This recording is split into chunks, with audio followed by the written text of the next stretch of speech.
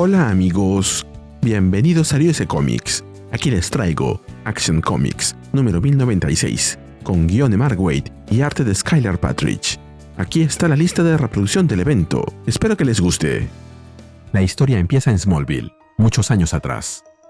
Clark recuerda esos días. Lana Lang era una de las chicas más extrovertidas y simpáticas de todo Smallville. Su padre, el profesor Lois Lang, era otra historia. Era suficientemente sociable. Él y su esposa participaban en la comunidad, iban a la iglesia y todo eso. Sin embargo, siempre había un aire de distancia en ese hombre. Luis parecía estudiar a las personas más que relacionarse con ellas. Incluso en algunas ocasiones, lo sorprendió tomando notas sobre sus interacciones. Eso hacía que ser objeto de su atención resultara especialmente inquietante. Si Luis, o cualquier otra persona, llegase a descubrir que él era en realidad Superboy, una información como esa golpearía como una bomba. De pronto, un estruendo sacude la escena. Un rayo cae del cielo, destruyendo un árbol. Clark recuerda que la explosión surgió de absolutamente ninguna parte, sin explicación aparente. Sin embargo, aclara que el hecho de que un árbol pudiera explotar de manera espontánea era, en ese momento, lo que menos le preocupaba. Rápidamente se cambia de ropa y consigue apartar a Luis a tiempo, salvándolo de una muerte segura. Ya a salvo, Luis le agradece con alivio. Sin embargo, la gratitud da paso rápidamente a la confusión. Quiere saber qué le sucedió al árbol, pues asegura que no vio ningún rayo caer. Superboy responde con una sola palabra: todavía. En eso, un nuevo estruendo sacude la escena, y el rayo impacta contra el lugar donde estaba el árbol. Luis no logra comprender lo que acaba de presenciar. Le pregunta a Superboy cómo es posible que el árbol se haya destrozado antes de recibir ningún impacto. Superboy admite que él tampoco lo sabe. Le pregunta si se encuentra bien, ya que eso es lo verdaderamente importante. Luis responde que está solo un poco sacudido. Superboy aprovecha el momento y le dice que, ya que lo tiene frente a él, quiere hablarle de algo. Le comenta que la gente lo ha visto anotando cosas al azar en pequeñas libretas, y le pregunta si tiene algo que quisiera compartir. Luis le responde que no, pero agrega que lo descubrirá pronto, y se despide agradeciéndole de nuevo.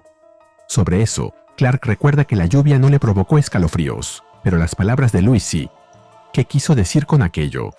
La respuesta resultó ser bastante horrible, aunque eso quedaría reservado para otro día. Nos movemos a Metrópolis, a la Expo of Tomorrow, la Expo del mañana. Clark recuerda que una conferencia de maestros les había dado una semana libre a los estudiantes de Smallville. Lana pensó que sería divertido visitarla, y la mamá de Pete los llevó a Metrópolis. Él ya había estado allí antes, pero sus amigos no. Todos se reúnen frente a una placa conmemorativa que indica que Superboy apareció allí por primera vez. Clark le pide a Lana que se tranquilice. Luego le pregunta a Pete cómo está su helado. Pete responde que no importa cuánto coma, el helado no se hace más pequeño. Lo que es raro, aunque también genial. Lana añade que lo mismo pasa con el suyo, y que si en Metrópolis han inventado el chocolate eterno, se mudará allí. Obviamente, no lo habían hecho. Clark piensa que es imposible que sus conos de helado hayan durado tanto tiempo. En ese momento, alguien lanza un grito. Clark se gira y ve como una mujer increpa a su hijo, preguntándole por el moretón que tiene en el codo. El niño responde que no ha hecho nada, pero no logra terminar su frase, ya que cae al suelo, golpeándose el codo. Clark se queda con la mirada fija, preguntándose qué está ocurriendo. Él escaneó toda la expo sin obtener ninguna respuesta. A su derecha, la gente aplaudía a un músico callejero, pero los aplausos no producían ningún sonido. A su izquierda, un globo hizo un ruido de estallido antes de reventar. Él y sus amigos estaban saboreando sus helados antes de que empezaran a comérselos. Y luego vino lo de la caja. Cerca de ahí, un supervisor guía la maniobra de descenso de la carga con calma. En eso, la soga que sostiene la caja se rompe. Todos se quedan mirando hacia arriba con confusión, preguntándose por qué la caja no está cayendo. Luego de un tiempo suspendida en el aire, la caja finalmente cae, y el supervisor les ordena a los demás que se muevan. Pero Clark interviene y destruye la caja con su aliento gélido, salvando a los trabajadores. Todos esos eventos lo llevaron inmediatamente a una sola conclusión.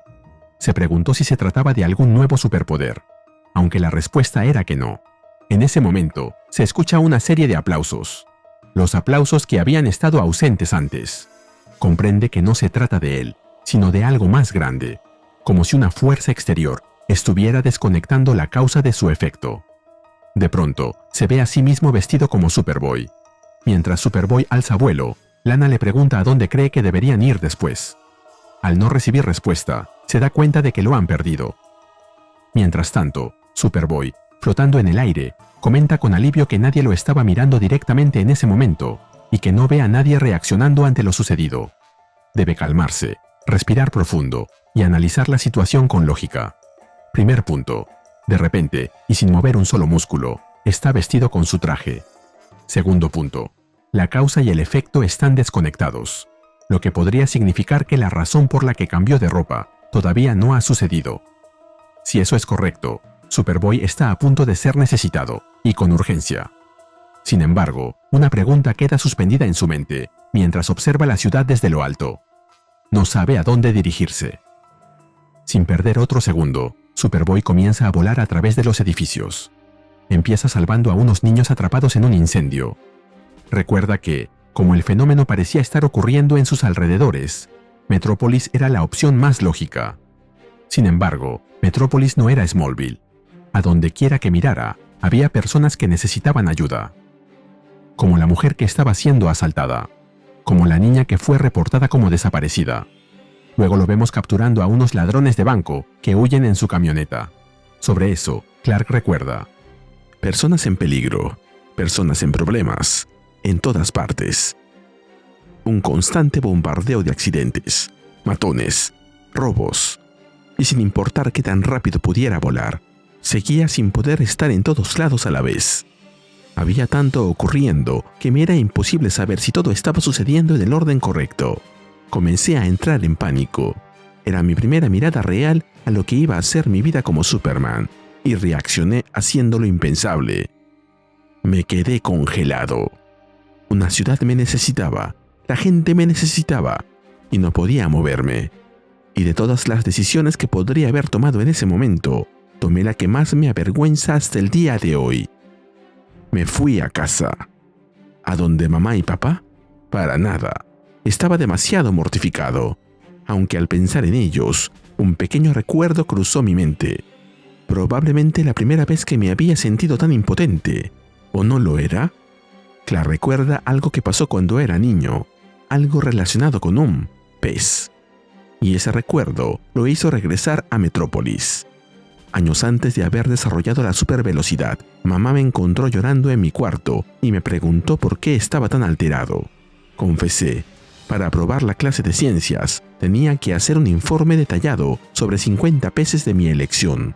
Una semana de trabajo, con facilidad. Y lo había dejado para la noche anterior. Sé que mamá estaba enojada, pero sabía que explotar no lograría nada.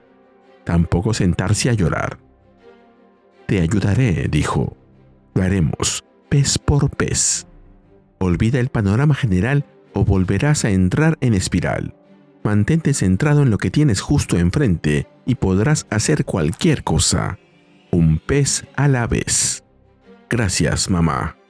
Ese recuerdo le devuelve a Clark la confianza y la determinación para continuar salvando vidas, atrapar ladrones, enfrentar a padres abusadores y hasta rescatar mascotas. Sobre lo que pasó después, Clark recuerda: no había habido más señales de la perturbación causa-efecto, sin embargo. ¿Por qué era eso? ¿Por qué había cedido?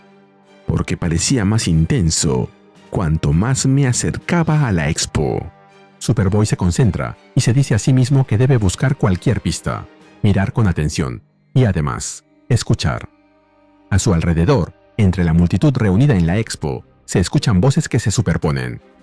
Decenas de personas, cada una de ellas con sus planes, sus necesidades y sus problemas. Finalmente, una voz se distingue del resto. La voz de alguien que le pregunta a Superboy si puede oírlo. Superboy comprende que la voz proviene del Museo Espacial y se dirige a él a toda velocidad.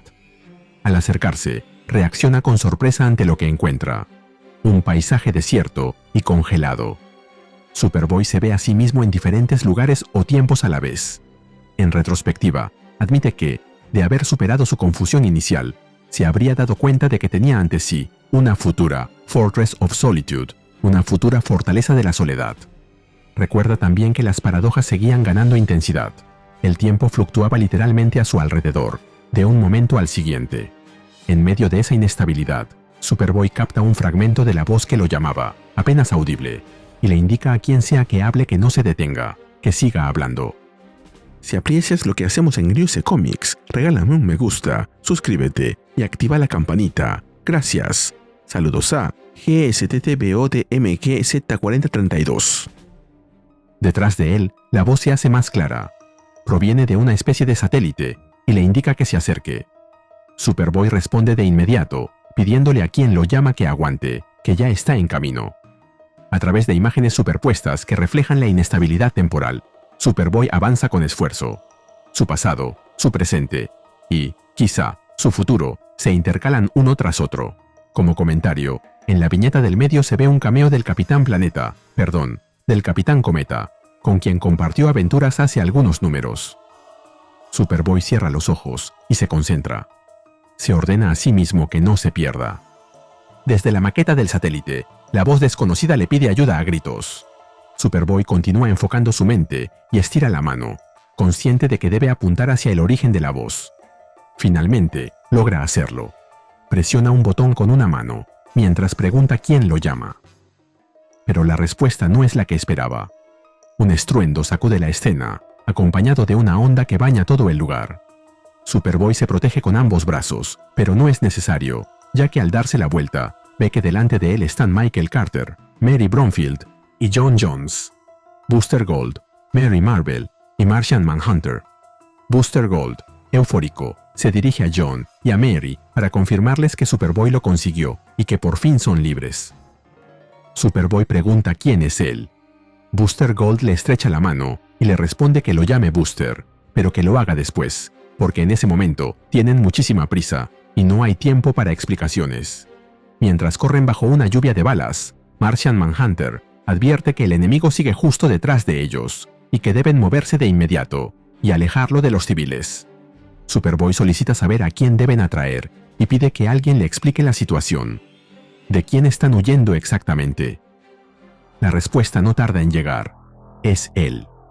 Ahí vemos a un peculiar robot, o a alguien enfundado en una armadura dorada y naranja, con enormes cañones en los brazos que brillan con una energía rojiza e intensa, saliendo del mismo portal de donde salieron Booster Gold y los demás.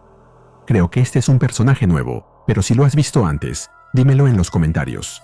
A propósito, si has seguido DCKO, sabrás que al final del evento Superman venció a Darkseid, pero no regresó con los demás. En Superman número 36 se cuenta que Booster Gold lo está buscando. Cómo terminó aquí, no lo sabemos aún.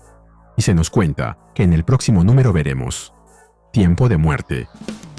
Hola de nuevo, amigos. Aquí les comparto mi opinión del número.